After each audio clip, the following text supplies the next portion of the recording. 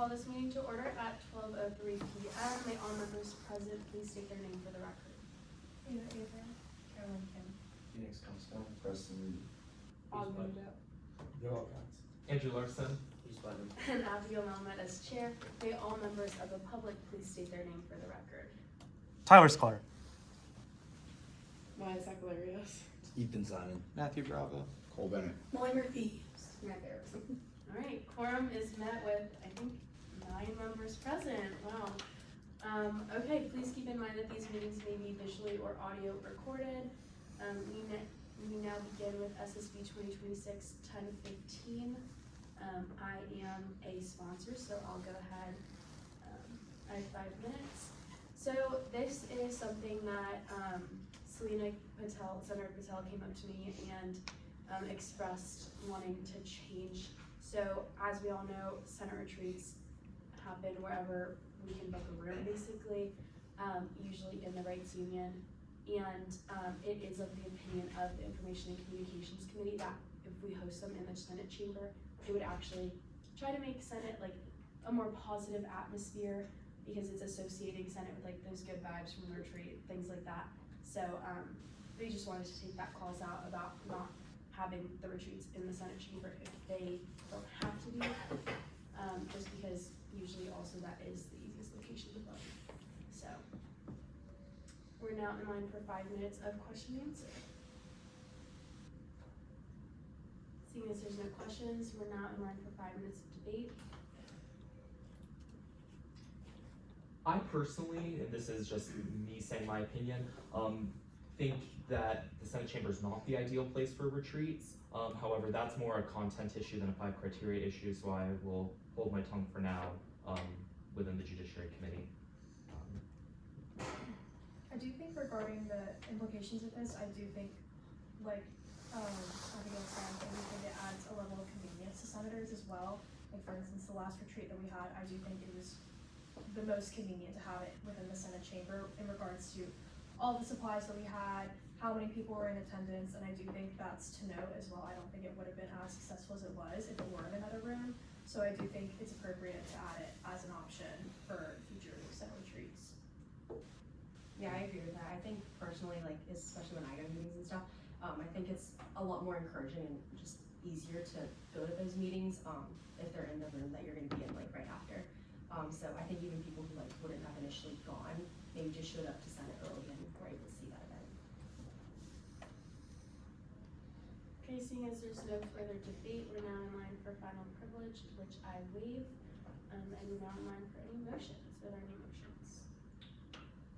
Move to pass SSB 2026-1015 by unanimous consent. There's been a motion to pass SSB 2026-1015 by unanimous consent. Are there any objections?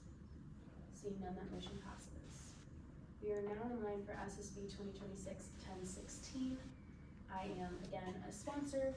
It's 5 minutes starting now. So this is just something that, again, the Information and Communications Committee explained that they don't really do and don't see a point in doing.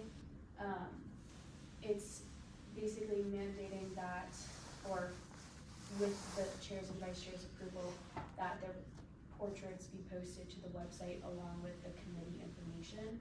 I know that all of our pictures are already posted to the Senate roster. So our names are on the committee roster. They can go to the Senate roster to see our picture.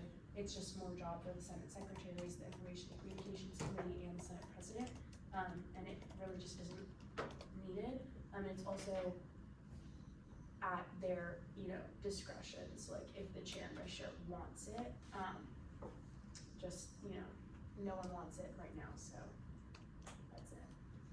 We're now in line for 5 minutes of question and answer, starting now. To your knowledge, have we ever had these portraits up? Nope. To my knowledge, we haven't had that. Yeah. Thank you. We're now in line for 5 minutes of debate, starting now. Yeah, I think this is a good code change in regards to, I think it's a little bit redundant. I think if constituents wanted to see who the chairs and vice chairs were, they could refer to the Senate roster, which INC and the Senate secretaries already put a lot of work and time into making that published online. So I do think it's rather redundant, and if constituents were willing and wanted to see who those chairs were, they could refer to the website, so I think this is cool. I agree. That said, the roster website still does not have photos since really 2 elections ago. Like I'm not seeing photos for the most recently elected batch of senators.